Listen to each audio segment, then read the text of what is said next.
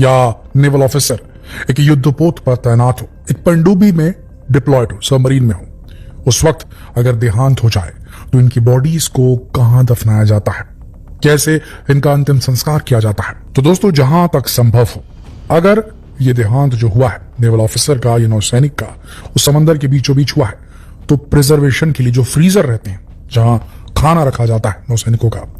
वहां पर फ्रीजर्स होते हैं, वहां पर बॉडीज को रख दिया जाता है। इंतजार किया जाता है कब जो शिप है, जहाज है, वॉरशिप, वो पोर्ट तक पहुंचे, सबमरीन कब पोर्ट तक पहुंचे। अगर ऐसा होता है कि सबमरीन को कई महीनों का टाइम है अपने ऑपरेशन को कंप्लीट करके वापस आने में, तो ऐसे केसेस में हेलीकॉप्टर्स के माध्यम से एयरलिफ्ट किया जाता है बॉडी को, और उसके बाद उसे उसके परिवारजनों के माध्यम से एक पूरी तरीके से, एक नेशनल रेस्पेक्ट देते हुए पूरी तरीके से उन्हें क्रिमेट किया जाता है, अंतिम संस्कार किया जाता है उनके विधि विधान के हिसाब से, जिस भी धर्म को मानने वाले हैं।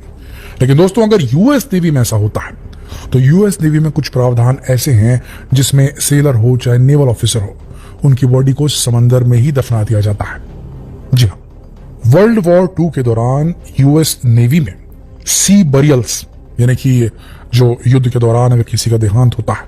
तो उसकी बॉडी को सीधा समंदर में जो उसका अंतिम संस्कार कर दिया जाता था। इवन कई बार यूएस नेवी ने मास बरियल्स भी किए हैं, यानी एक साथ कई नेवी के शहीदों को समंदर में दफना दिया गया है। ये घटनाएं आम सी हुआ करती थी वर्ल्ड वॉर 2, वर्ल्ड वॉर 1 के दौरान दोस्तों, लेकिन उसके बाद में सिचुएशन बदल गई। आज मॉडर्न प्रैक्टिस की बात की जाए तो आज भी हर साल 1500 बरियल्स, यानी कि अंतिम संस्कार, ये दफनाना बोल लीजिए, ये समंदर में किया जाता है यूएस नेवी के द्वारा। जी हाँ दोस्तों, इनके जो नौसैनिक होते हैं, नेवल ऑफिसर होते हैं, उनकी बॉडीज को जो है 1500 जो होते हैं उनको सी बरियल दिया जाता है, और 15 ऐसे होते हैं जिनके कैस्केट, यानी कि उनका जो कॉफिन होता है उसके अंदर बॉडी को डाल करके बाकायदा अमेरिकन फ्लैग में उसको रैप करके फिर समंदर में छोड़ा जाता है। 1500 लोग जिनका बरियल हर साल होता है, उनके रिमेन्स, उनके क्रिमेटेड रिमेन्स, यानी कि अंतिम संस्कार के बाद जो अस्थियां बचती हैं, जो रिमेन्स बचते हैं, उन्हें छोड़ा जाता है। उसी शिप के माध्यम से छोड़ा जाता है जिसमें वो नेवल ऑफिसर या नौसैनिक जो था वो डिप्लॉयड था, जिस पर उसने अपनी आखिरी सर्विस दी थी, उसी के माध्यम से डाला जाता है। और ये जो फैसिलिटी है, ये जो सम्मान है, केवल 1500 लोगों को दिया जाता है, और केवल 15 लोग ऐसे होते हैं जिन्हें बाकायदा सशरीर कंप्लीट बॉडी जो उनकी रहती है वो कॉफिन के अंदर डाल करके, उस कॉफिन में छेद करके, क्या उसमें डाल करके और वेट बांध करके फिर समंदर में उनको दफना दिया जाता है। तो ये मॉडर्न एरा में होने लगा है यूएस नेवी में। देखिए दोस्तों, जब वर्ल्ड वॉर 2 का वक्त था वो एक अलग कालखंड था, मास लेवल पर लोग खत्म होते थे यूएस नेवी की, और ऐसे में शिप का पोर्ट तक पहुंचना और वहां पर फ्रीजर की अवेलेबिलिटी, ये बहुत प्रॉब्लमेटिक सिचुएशन रहती थी। फ्रीजर जो रिमेन्स है उसको प्रिजर्व करने के लिए रहते नहीं थे, तो ऐसी स्थिति में डीके, सड़न हो सकती थी। तो ऐसी स्थिति में जो शरीर होते थे उन्हें बाकायदा समंदर में ही पूरी तरीके से उनका क्रिमेशन कर दिया जाता था, अंतिम संस्कार कर दिया जाता था, बड़े पैमाने पर होता था। पर उसके बाद जब शांति काल आया, उसके बाद में यूएस नेवी में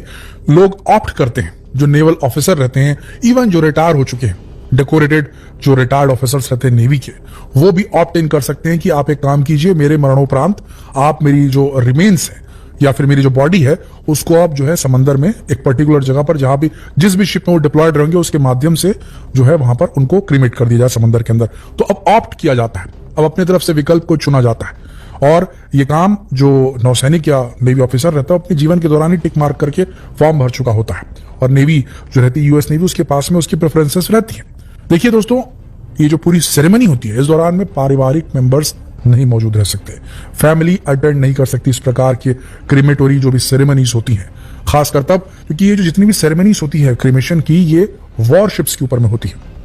जो भी यूएस नेवी के जो ऑफिशियल्स रहते हैं, जो मरणोपरांत जो है अपने अस्थियों को चाहते हैं कि समंदर में डिस्चार्ज करना, चाहे वो वॉरशिप में वो काम कर रहे हो, पहले उनका एक्सपीरियंस रहा हो, या फिर जो कभी पहले पनडुब्बी में किसी सबमरीन में डिप्लॉयड हो, तो ये अपने अपने प्रेफरेंसेस डालते हैं, और इनके क्रिमेशन के बाद इनकी अस्थियों को जो होता है, इन्हें फिर वॉरशिप्स के ऊपर ले जा करके उन्हीं वॉरशिप्स के ऊपर से जो है किया जाता है। तो वॉरशिप के ऊपर सिविलियंस अलाउड नहीं होते, तो फैमिलीज में उनके साथ में नहीं ले जाया जाता। बाकायदा कैप्टन होता है, वो लेटर लिख करके बताता है, फोटोग्राफ खींचे जाते हैं किस तरीके से उनके फैमिली मेंबर के जो है जो एक्स सर्विसमैन रहते हैं उनकी अस्थियों किस तरीके से जो है डाला गया समंदर में, कहाँ डाला गया, सारी लोकेशन, फोटोग्राफ, लेटर कैप्टन खुद भेजता है परिवार को आउट ऑफ रेस्पेक्ट। और जहां कैस डाला जाता है, जो क्रिमेशन किया जाता है, उसमें भी परिवार को अलाउड नहीं किया जाता, क्योंकि किसी भी वॉरशिप के ऊपर सिविलियंस की मौजूदगी नहीं अलाउ की जाती है। अब पनडुब्बी में भी कई लोग चाहते हैं कि पनडुब्बी के माध्यम से उनके रिमेन्स को जो है समंदर की तल तक पहुंचा दिया जाए। तो ऐसे केसेस में जो नेवल ऑफिसर्स रहते हैं, मरणोपरांत उनकी जो अस्थियां होती हैं, उन्हें जो टॉर्पीडो ट्यूब रहता है पनडुब्बी का, उसके माध्यम से समंदर में अंदर छोड़ दिया जाता है। पूरे अमेरिकी इतिहास में सिर्फ 2-3 इंसिडेंट ऐसे हुए हैं, जिसमें से एक बहुत नोटेबल इंसिडेंट है जब परिवार को साथ में वॉरशिप में ले जाया गया था और उनके सामने ही जो है उनके परिवारजन की जो अस्थियां थी उन्हें वहां पर विसर्जित किया गया था समंदर में। और ये हुआ था नील आर्मस्ट्रांग के साथ। नील आर्मस्ट्रांग ने कहा था कि मेरी अस्थियों को जो है, रिक्वेस्ट किया था, मेरी अस्थियों को आप समंदर में जो है क्रिमेट करें, वहां इनका अंतिम संस्कार हो, और ऐसा किया गया। और सिर्फ नील आर्मस्ट्रांग के केस में ऐसा हुआ कि उनके पूरे परिवार को वॉरशिप में ले जाया गया था और फिर उनके सामने, उनके परिवारजनों के सामने ही जो है उनकी अस्थियों को जो है वहां विसर्जन किया गया था। ठीक इसी तरीके से यूएसएस एरिजोना के Pearl Harbor survivors, Pearl Harbor incident हुआ था, आपको याद होगा, जापान ने एक अमेरिकी युद्धपोत के ऊपर हमला कर दिया था, हवाई हमला, जो अचानक से हुआ था, सरप्राइज अटैक था, और पर्ल हार्बर में कोई रिटालिएट नहीं कर पाया था। और इसी इंसिडेंट के बाद में अमेरिका ने जो है खतरनाक परमाणु हमला कर दिया था जापान के हिरोशिमा और नागासाकी पर। तो वही यूएसएस एरिजोना पर्ल हार्बर जो डूबा था, जो युद्धपोत, उसमें कुछ लोग बच गए थे, सर्वाइवर्स थे जो बच गए थे, नेवल ऑफिसर्स, सेलर्स। जब उनकी डेथ हुई, जब वो मरणोपरांत, उन्होंने रिक्वेस्ट उसी जगह पे जहां पर पर्ल हार्बर डूबा था जापानी हमले के बाद, वहीं पर उनके जो भी रिमेन्स थे उन्हें भी वहां पर क्रीमेट किया गया, उनका अंतिम संस्कार वहां पर किया गया। 2-3 यूनिक केसेस हैं जहां पर ऐसा हुआ है। तो यूएस नेवी में इस प्रकार की परंपरा रहती है। अब आप सोच रहे होंगे कि युद्धपोत के माध्यम से पर्टिकुलरली एक नेवल ऑफिसर या नौसैनिक के रिमेन्स को क्रीमेट करना समंदर में कैसे संभव है। तो वॉरशिप्स में अगर आपको क्रीमेट करवाना है, अगर किसी नेवल ऑफिसर ने अपनी इच्छा जताई है, तो ऐसे केस पे उसकी बॉडी को, उसके रिमेन्स को,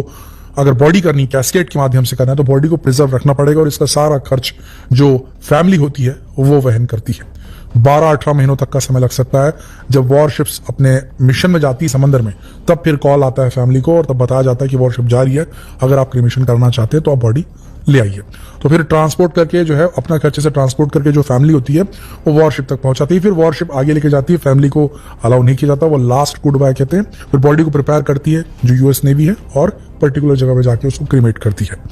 तो ये परंपरा रही है अमूमन दुनिया भर में हर नेवी की। भारत की जहां तक बात हो तो भारत में पूरी कोशिश की जाती है कि परिवारजनों तक के जो शरीर है उसे पहुंचाया जाता है, पार्थिव शरीर, और जो होम टाउन होता है वहां पर पूरे राजकीय सम्मान के साथ में जो है उनका अंतिम संस्कार किया जाता है। तो ये डिफरेंस है दोनों देशों की नेवी में। आशा करते हैं जानकारी आप सबको रोचक लगी होगी। अगर ये वीडियो इंटरेस्टिंग लगी तो इसे शेयर जरूर कीजिएगा, फेसबुक पर, व्हाट्सएप पर, यूट्यूब पर। जल्द मिलते हैं आपसे अगली वीडियो में, तब तक के लिए आप सबका इस वीडियो के अंदर बने रहने के लिए दिल से धन्यवाद।